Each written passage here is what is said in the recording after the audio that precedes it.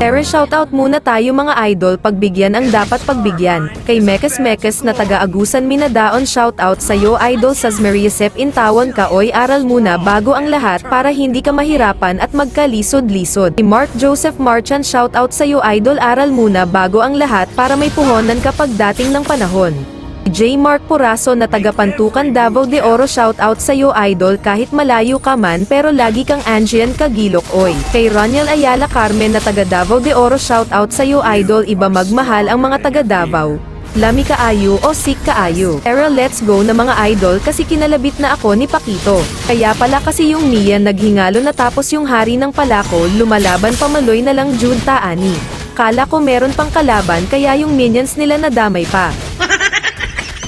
Yung mga nagtatanong pala kung ano build ko, panoorin yung hanggang dulo kasi tinatago ko tulad ng haring ugat na ito, tinago ko na rin dito sa damo.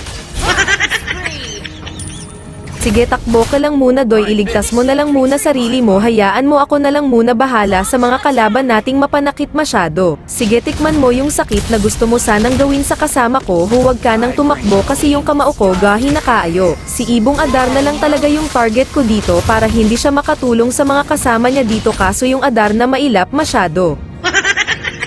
Kaya doon na lang tayo sa mga matatapang na masyado, sub-okan natin yung tapang nila sa taglay ng aking kamao. Kaso yung tapang nila hanggang tapang lang pala, sige lang doy takbo ka lang, malay mo protektahan ka ng ugat na daladala mo.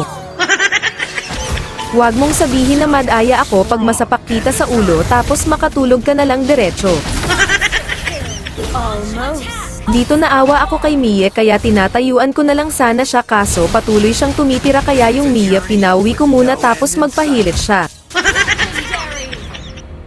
Sinisilip ko yung Mia dito kaso yung pagsilip ko nagkakuliti tuloy ako kaya hindi ko nakita nasa loob na pala ako ng tore nila, kaya kayo huwag na kayong magtangkang manilip pa, mapahamak lang kayo. Seryoso akong nagpapagang dito kaso biglang dumating mga kalaban ko, kaso dumating lang talaga sabay alis na lang diretso. Habolan ko lang naman sana kasi may itanong ako kaso nakakainis yung kamao ko, kosang gumagalaw siguro sa malupit kong item na gamit ko. Sa mga nagtatanong kung ano item ko ito na mga idol, mainit-init pa kaya huwag nyo nang tagalan pagamitin nyo na malay mo. Malay nating lahat mali siya. Kaya tingnan ninyo yung Mia, pinitik ko lang bigla na lang nawala, nonsa naman ni Doyoy.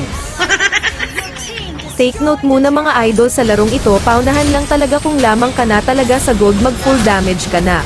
Para kaya mo talagang makaburts ng kalaban mo para tulog talaga sila diretso. Maraming salamat sa inyong oras at tinapos nyo pa, o wala pa ka nakasubscribe, ayaw naghulat na sabihan pa kita.